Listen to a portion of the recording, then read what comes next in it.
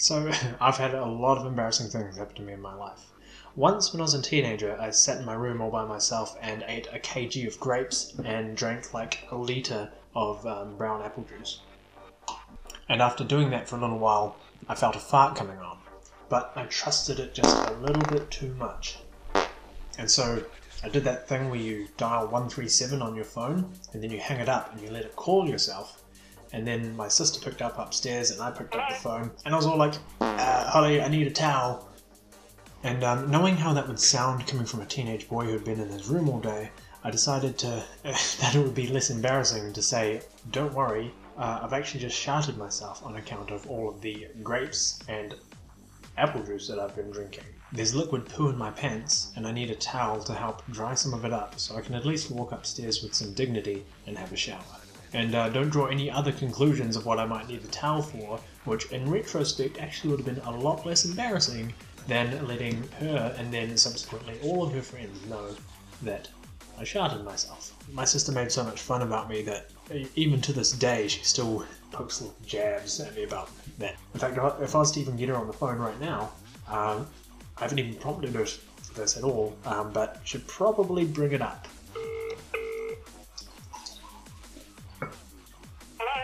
Hey, it's me. Hey. What's up? Oh, nothing much. Just sitting here, eating some grapes and drinking some apple juice. Hey. Is that a good idea? What do you mean? Like, do you think you should do that? Why? Because that time? I knew you would bring that up. That was old-fashioned apple juice, though. This is that see-through stuff.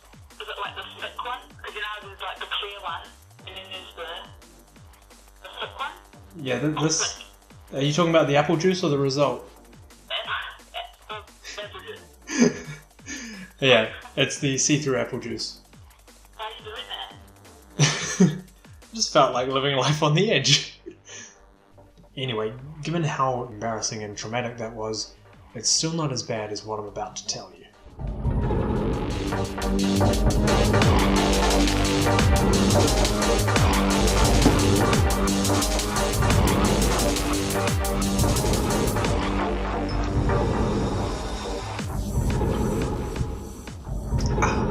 So this time last year, it just happens to be Guy Fawkes tonight. You might hear a couple of bangs and pops. It's not because I live in a dangerous neighbourhood, it's just fireworks happening outside. This exact day last year, I was attending a stag do. That was probably happening right at this moment 1 year back. 9 o'clock at night. It's only 7. It's 7:30. It's not 10:30 in the morning. 1 a.m. He's drinking his own urine now. Now, before you run away with that, in fact, that's not anything really to do with this story too much. But I was hanging out with a couple of people that I grew up with and hadn't seen for a number of years. How did you get flowers? And so while I was out, something happened that reminded us of this story. But what we can see from our hotel room is the clothesline. This is a great style of clothesline. I had one of these as a kid. Led to lots of trial and error. Trauma and Tribulation. The other two TNTs. And that clip will actually come back to mean something later on. So I had a really good yarn with this one guy called Willie who I grew up with, and he lived in the same neighbourhood as me, and he actually recalled this memory as well, which for me, for a long time, I thought was just a fabrication of my imagination. That rhymes a bit too much. But yeah, he's verified this memory for me, which has taken me a year to kind of think over, and I feel like I'm finally ready to share it with you. And so this is going to be the subject of episode 5 of Nick's Notorious narrative. So when I grew up as a kid, I grew up on a town that bordered the Pacific Ocean. I think that's probably vague enough so that no one can commit identity theft against me. So all the kids in my family, we loved swimming. But my brother was probably the only one out of the three of us who was actually had the coordination to do something useful with it. So he went on and became a pretty good surfer. And he does surfing really good.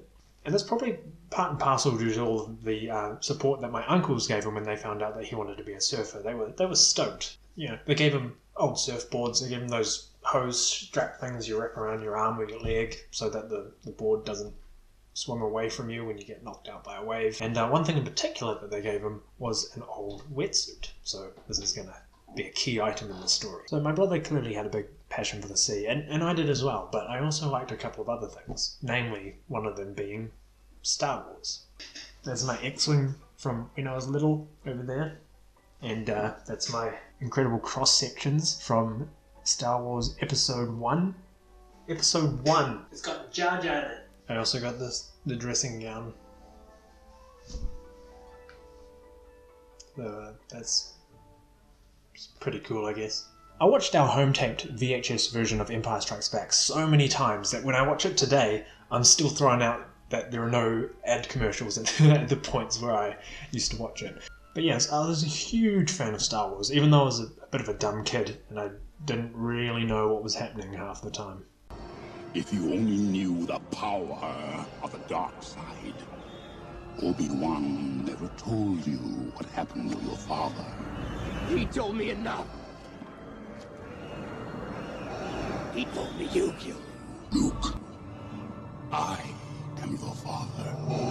Dad? What? What's a father? Oh, well, I am your father. No! That's not true! It's your feelings, you know it's true. So of course, undoubtedly, this meant I spent a lot of my time pretending to be Luke Skywalker. My dad even made my brother and I some lightsabers out of pieces of wood. He'd spray painted them green with black handles, but they were kind of, you get splinters on them, so they were dangerous if you didn't know how to use them properly. You know, they're kind of like real lightsabers. I was pretty much like a Star Wars kid, but I didn't have a video camera to record myself doing embarrassing shit. So one day I came across my brother's big baggy wetsuit, and I didn't see a moulding old piece of rubbery foam, whatever wetsuits are made out of.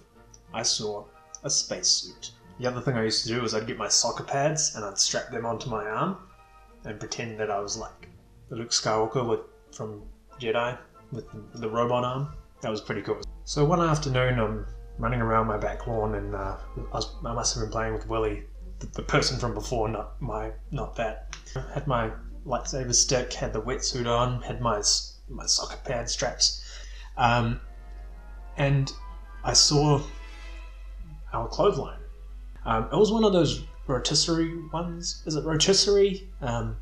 Carousel? You know, it's a metal pole, 4 arms sticking out, and like it had hooks going down and suspending up the arms, and it has a little winch. I used to use it as a stepping platform to climb up. And when I was looking at this clothesline, I wasn't seeing a clothesline.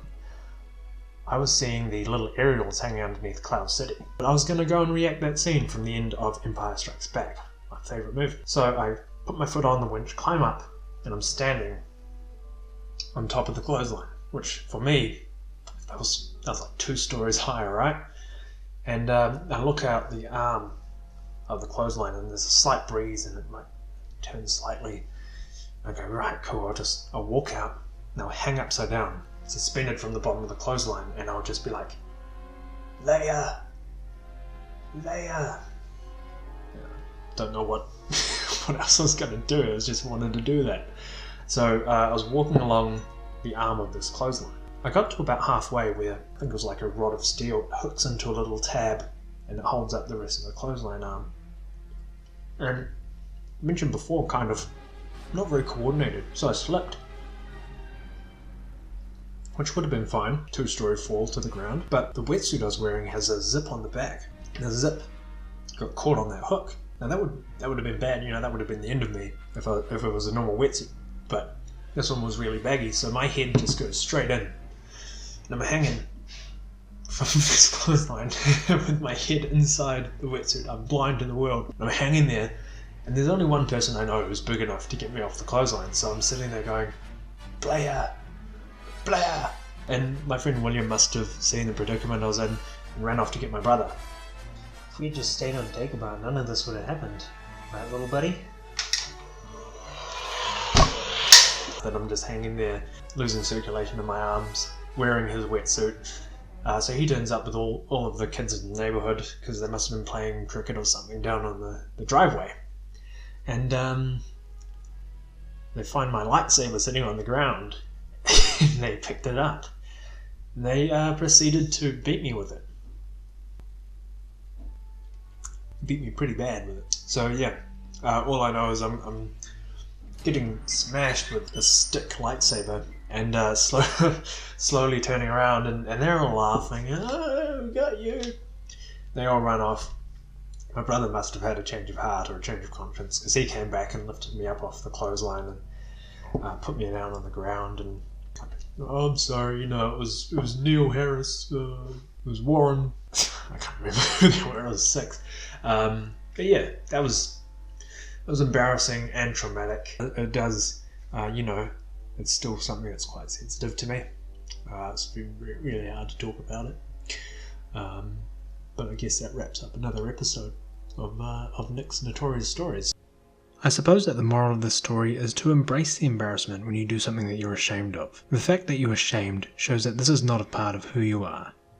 In a way, I'm not the kid who strung himself up on the clothesline and was beaten with his own lightsaber. I mean, I am, but I'm not, you know? And now that we're at the end of the video, I can already hear some of you saying, Nick, how can you justify this memory being more embarrassing than a time when you ate so many grapes and drank so much apple juice that you, as a 15-year-old boy, had liquid incontinence that you could not control and had to ask a family member to bring you a towel to help dry yourself off?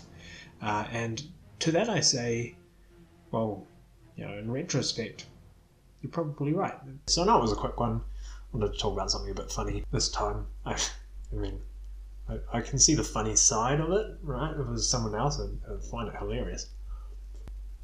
But yeah, thank you for watching. If you're new here, welcome. I do this sometimes. This is my 5th episode. And if I've left this part in, it means that it is 1 year to the day of this video uploading that I started this series of Nick's Notorious narratives. That also means that it's Tama's birthday as well, so woohoo! Happy birthday, Tama! It's been a bit of a wild ride so far, and there'll be plenty more episodes coming in the future.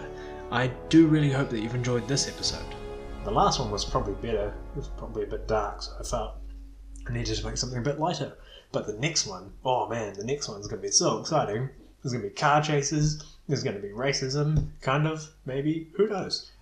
Definitely going to be some controversy, and it's going to be a notorious one. So subscribe if you like this kind of content, and I'll see you next time. So I'd just like to say also a huge thank you to Ben, who helped make this video possible by showing me how clotheslines work. Thank you, Ben. Oh, wow. You're a good man. I don't care what anyone says about you. Some people say stuff about you sometimes.